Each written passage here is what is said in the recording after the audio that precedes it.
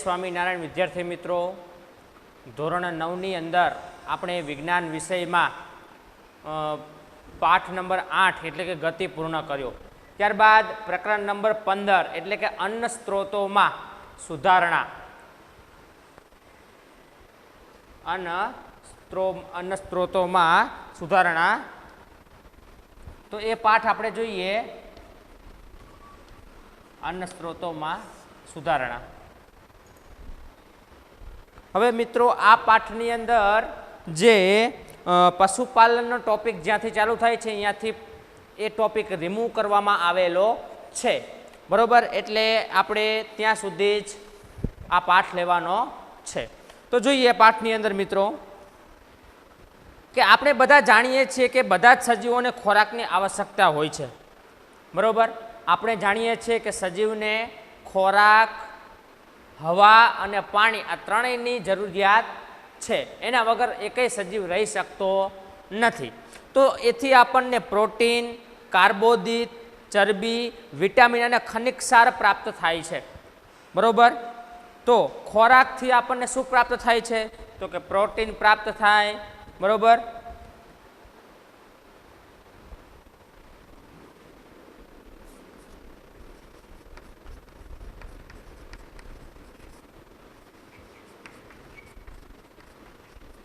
ખોરાકથી આપણને શું શું પ્રાપ્ત થાય? તો કે પ્રોટીન,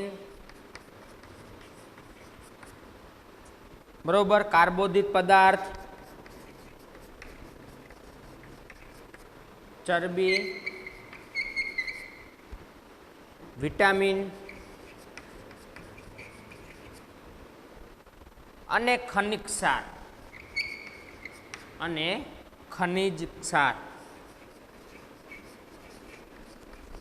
આ વસ્તુ આપણને ખોરાક ખાઈએ એટલે આપણને એમાંથી આ બધી વસ્તુઓ આપણને મળે છે. તો આ બધા તત્વોની આવશ્યકતા આપણા વિકાસ, વૃદ્ધિ અને સ્વાસ્થ્ય માટે હોય છે. કેમ આપણને આ બધા જરૂરી છે? પ્રોટીન કેમ જરૂરી છે? કાર્બોદિત, ચરબી, વિટામિન અને ખનિજ ક્ષાર આ બધા આપણા શરીર માટે કેમ જરૂરી છે?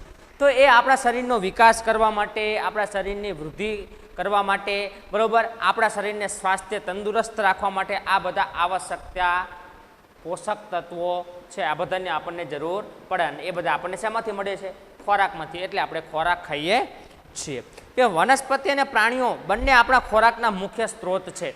કે વનસ્પતિઓમાંથી આપણે ખોરાક મેળવતા હોય, કોઈક પ્રાણીઓમાંથી ઈંડા ને એવું બધું જે છે એ આપણને પ્રાણીઓમાંથી પ્રાપ્ત થતા હોય. તો મોટા ભાગનો ખાદ્ય પદાર્થ ખેતીવાડી તથા પશુપાલનથી મળી રહે છે. કે મોટા ભાગનો ખોરાક જે છે એ આપણને ખેતીવાડીથી અથવા પશુપાલનથી, દૂધ ને એવો બધો જે ખોરાક છે, બરોબર, એ આપણને પશુપાલનમાંથી મળે. તો એ આપણને ખેતીવાડી અથવા પશુપાલનમાંથી મળી રહે છે. તો આપણે લગભગ સમાચાર પત્રોમાં વાંચીએ છીએ કે ખેતીવાડી કે કૃષિ ઉત્પાદન અને પશુપાલનને વધારવાનો પ્રયાસ થઈ રહ્યો છે. તે શા માટે જરૂરી છે? કેમ ખેતીવાડીને આગળ લઈ જવા માગે છે? કેમ પશુપાલનનો ધંધો વધારવા માગે છે? બરોબર, એ આપણે સમાચાર પત્રોમાં જોતા હોઈએ. કે આપણે ઉત્પાદનની વર્તમાન ક્ષમતા પર જ કેમ નિર્વાહ કરતા નથી? આપણે આ વર્તમાન પરિસ્થિતિ ઉપર કેમ આની ઉપર નિર્ભર કરી શકતા નથી?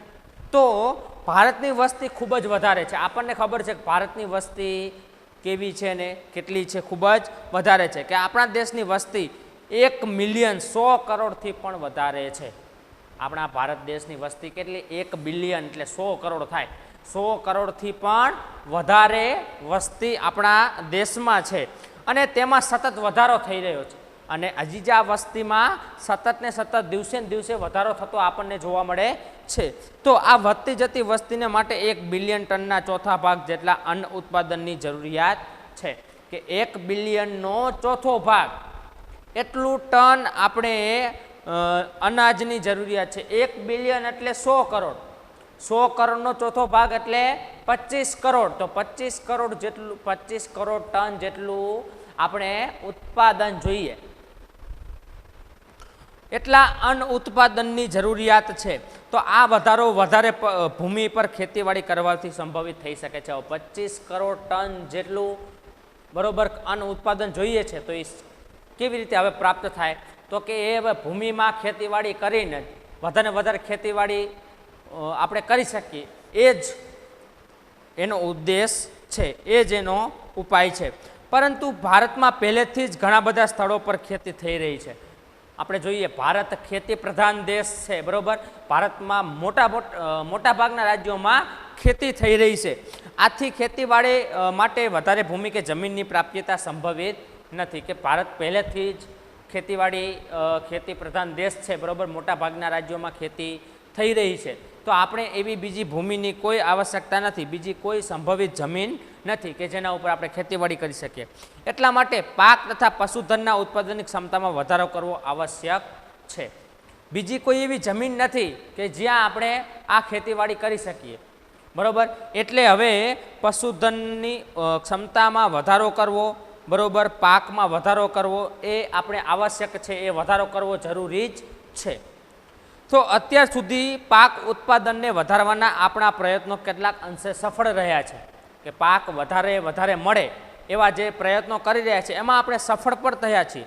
પણ આપણે હરિયાળી ક્રાંતિ દ્વારા પાક ઉત્પાદનમાં વધારો કર્યો છે અને શ્વેત ક્રાંતિ દ્વારા દૂધના ઉત્પાદનને વધાર્યું છે, અને તેમજ સારું આયોજન પણ કર્યું છે, કે હરિયાળી ક્રાંતિના લીધે ખેતીવાડીમાં વધારો થયો, શ્વેત ક્રાંતિના લીધે દૂધના ઉત્પાદનમાં વધારો કર્યો છે. કે આ ક્રાંતિઓની પ્રક્રિયામાં આપણા કુદરતી કે નૈસર્ગિક સ્ત્રોતોનો ઘણો ખરો ઉપયોગ થયો છે, કે આના પરિણામે રૂપે આપણે કુદરતી કે નૈસર્ગિક સ્ત્રોતને નુકસાન થવાની તકો વધી ગઈ છે. આથી એ અગત્યનું છે કે પાક ઉત્પાદન વધારવાના આપણા પ્રયત્નો પર્યાવરણ સંતુલિત રાખવા અને પર્યાવરણ જાળવી રાખવા, પરિબળને નુકસાન ન પહોંચે તેવા હોવા જોઈએ.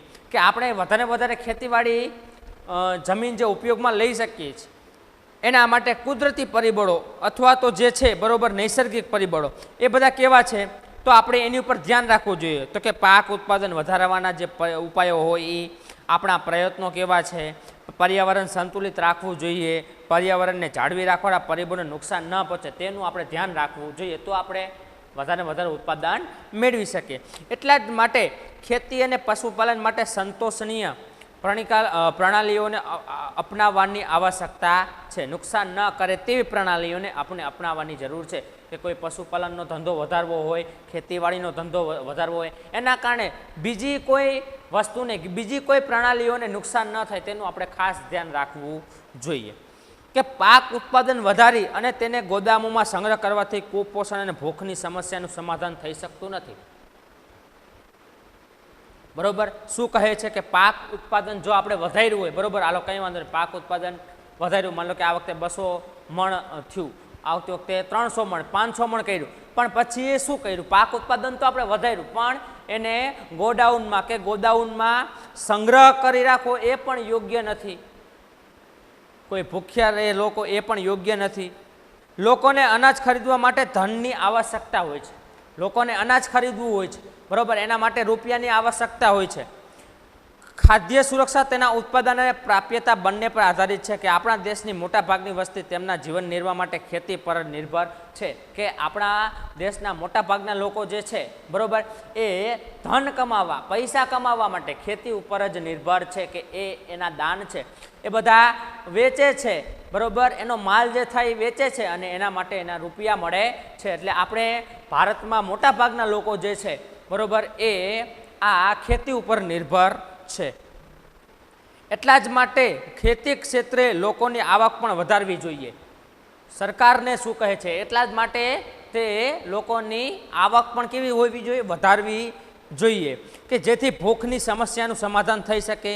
ખેતીમાં વધારે ઉત્પાદન પ્રાપ્ત કરવા માટે વૈજ્ઞાનિક આયોજનબદ્ધ પ્રણાલીઓ અપનાવવી જોઈએ.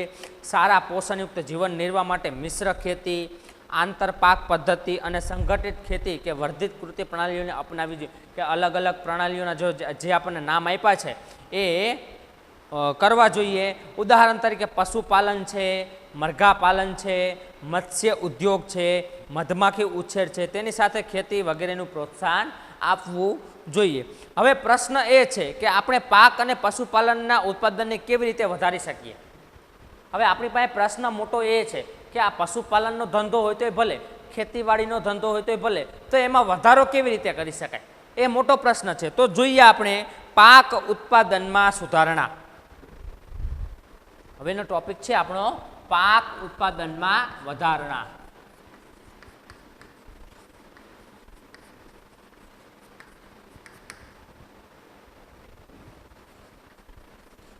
સુધારણા. સુધારણા, પાક ઉત્પાદનના સુધારણા. કેવી રીતે સુધારો કરવો, બરોબર? તો જોઈએ એની અંદર મિત્રો કે ઉર્જાની આવશ્યકતા માટે અનાજ જરૂરી છે, જેમ કે ઘઉં, ઉર્જા, મકાઈ, બાજરી અને જુવારથી કાર્બોદિત મળે છે. આપણા શરીરને આપણે શરીર કામ કરીએ છીએ, બરોબર? આપણે કામ કરીએ એટલે આપણે ખાવા જોઈએ છે, બરોબર? આપણને ઉર્જાની જરૂર છે, કામ કરવા માટે આપણે શક્તિની જરૂર પડે.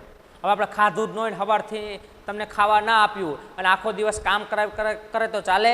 કામ કરી શકો? ન કરી શકો. આપણે ખોરાકની જરૂરિયાત છે, ખોરાકમાંથી આપણને ઉર્જા મળે છે, શક્તિ મળે છે, એટલે આપણે એ શક્તિ આપણે એ કામમાં વાપરીએ છીએ, બરોબર? તો આ જે બધા જે છે કે ઉર્જાની આવશ્યકતા માટે અનાજ જરૂરી છે, કે જે શેમાંથી મળે છે? ઘઉં, ચોખા, મકાઈ, બાજરી અને જુવારમાંથી કાર્બોદિત મળે છે. કઠોળ જેવા કે ચણા, અડદ, વટારા, મસૂરમાંથી પ્રોટીન મળે છે, અને તેલીબિયા કે તેલવાળા બીજ જેવા કે સોયાબીન, મગફળી, તલ, એરંડા, દિવેલા, રાઈ, અળસી અને સૂર્યમુખી આવશ્યક તેલ પ્રાપ્ત થાય છે. તો જો બધાયમાંથી શું શું મળે છે એ આપણને દર્શાવેલું છે કે ઘઉં,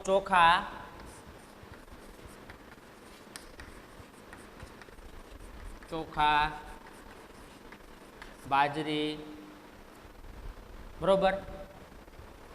વ્યવસ્થિત થોડુંક લખીએ કે કાર્બોદિત શેમાંથી મળે?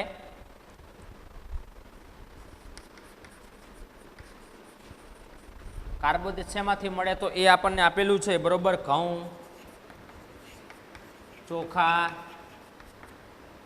પછી મકાઈ, બાજરી અને જુવાર, આ બધામાંથી આપણને કાર્બોદિત મળે છે, બરોબર?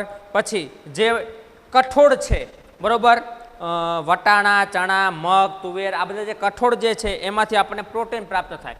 એટલે પ્રોટીન આપણને શેમાંથી મળે? કઠોળમાંથી. તો એ આપણે લખીએ કે પ્રોટીન શેમાંથી પ્રાપ્ત થાય છે?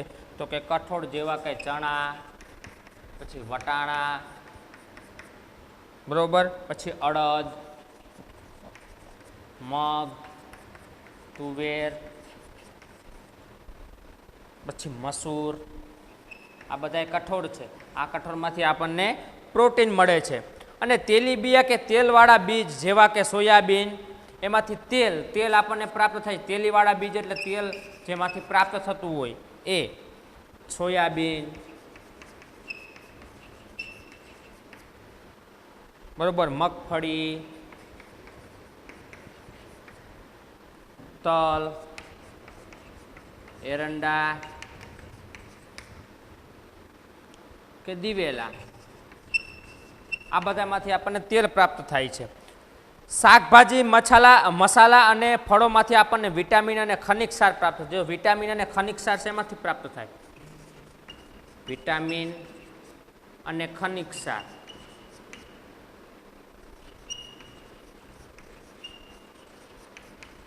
એ આપણને શેમાંથી પ્રાપ્ત થાય છે?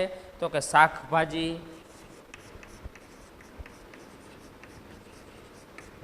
પછી મસાલા અને ફળો, આ બધામાંથી આપણને વિટામિન અને ખનિજ ક્ષારમાંથી પ્રાપ્ત થાય છે. ખનિજ ક્ષાર અને વિટામિન એ શાકભાજી, મસાલા અને ફળોમાંથી પ્રાપ્ત થાય છે. તો કેટલાક પ્રમાણમાં પ્રોટીન અને કાર્બોદિત પણ જોવા મળે છે. એટલે આમાં ખાલી શાકભાજીમાં આપણને પ્રોટીન પણ મળે છે, કાર્બોદિત પણ કેટલાક અંશે મળે છે. ઘાસચારાના પાક જેવા કે બરસીમ, જવ અથવા સુદાન ઘાસના ઉત્પાદન પશુપાલન માટે ઘાસચારાના સ્વરૂપમાં થાય છે. જો ઘાસચારાના પાક કયા? ઘાસચારાના પાક, ઘાસચારાના પાક, ઘાસચારો જે આપણે ખવડાવીએ, જેવા કે બરસીમ, જો નામ આપેલું છે ઘાસચારાનું, બરસીમ. પછી જવ, ઓટ,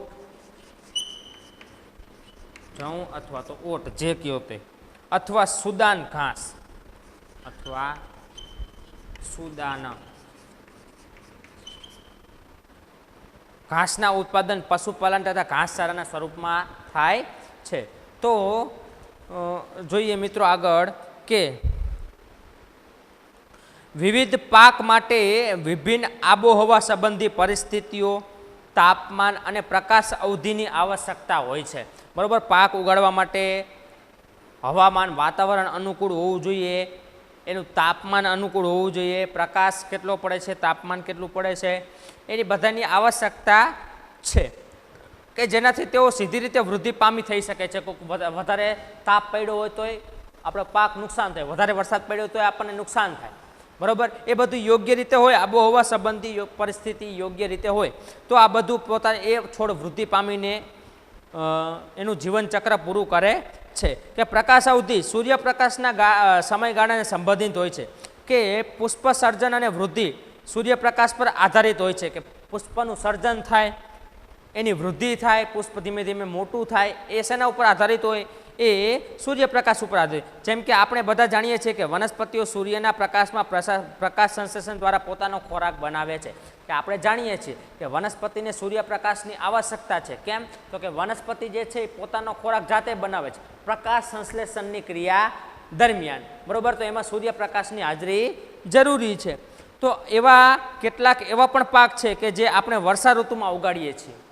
એ આપણે પહેલાં 8મા ધોરણમાં પહેલા પાઠમાં ભણી ગયા કે વર્ષા ઋતુમાં ઉગાડતા હોય એવા પાકને શું કહેવામાં આવે છે? ખરીફ પાક કહેવાય છે. એને વર્ષા ઋતુમાં ઉગાડવામાં આવતા પાકને ખરીફ પાક કહેવામાં આવે છે. આ યાદ રાખજો.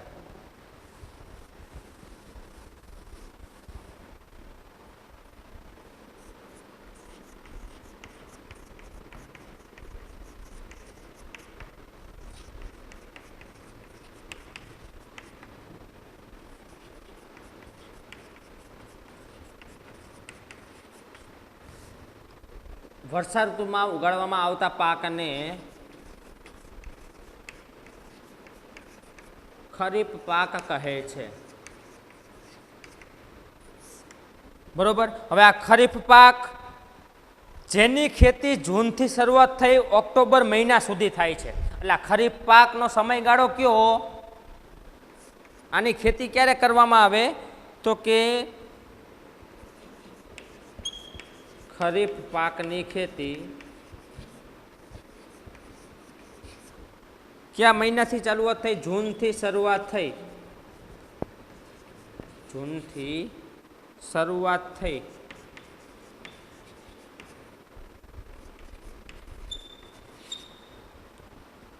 ઓક્ટોબર મહિના સુધી થાય છે.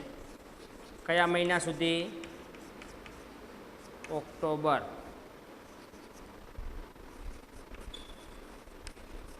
મહિના સુધી થાય છે.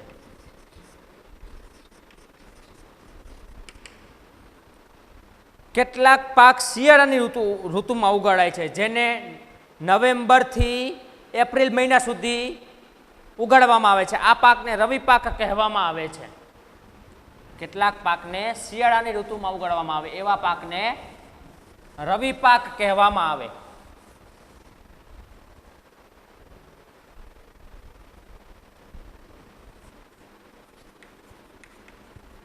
શિયાળાની ઋતુમાં ઉગાડવામાં આવતા પાકને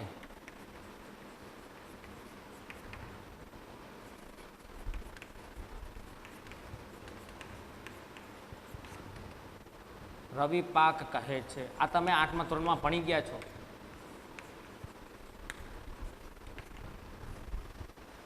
શિયાળાની ઋતુમાં ઉગાડવામાં આવતા પાકને રવિ પાક કહેવાય છે. રવિ પાકનો સમયગાળો કયો? એટલે શિયાળાનો સમયગાળો કયો? હવે અત્યારે ચાલુ થયો એ સમયગાળો કે એપ્રિલ મહિના, નવેમ્બરથી એપ્રિલ, નવેમ્બરથી એપ્રિલ મહિના સુધી ઉગાડવામાં આવે છે.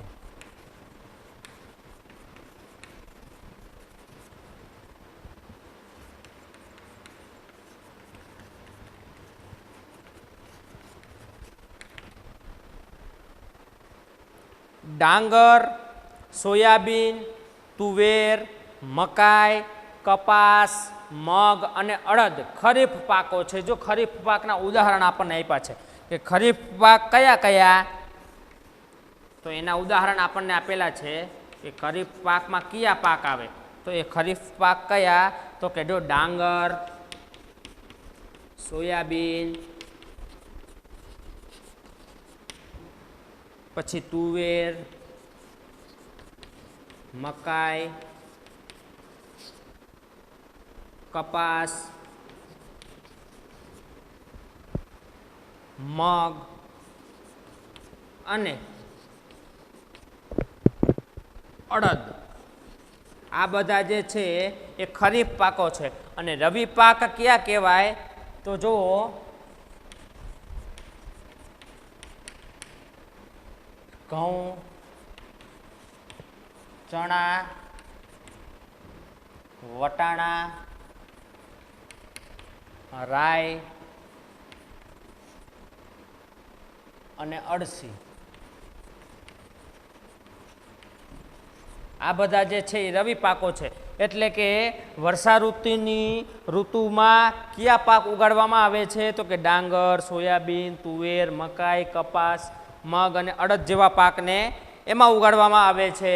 અને રવિ પાક જે છે એને શિયાળાની ઋતુમાં ઉગાડવામાં આવે. એ કયા છે? ઘઉં, ચણા, વટાણા, રાઈ અને અળસી. ભારતમાં 1960 થી 2004 સુધી ખેતીલાયક ભૂમિમાં 25% વધારો થયો હતો. ક્યાંથી ક્યાં સુધી? જુઓ તમે કે ભારતમાં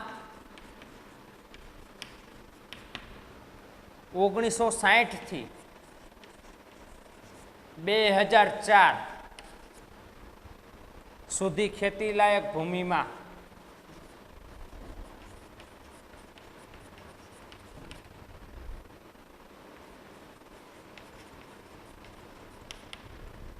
25% વધારો થયો. કેટલો?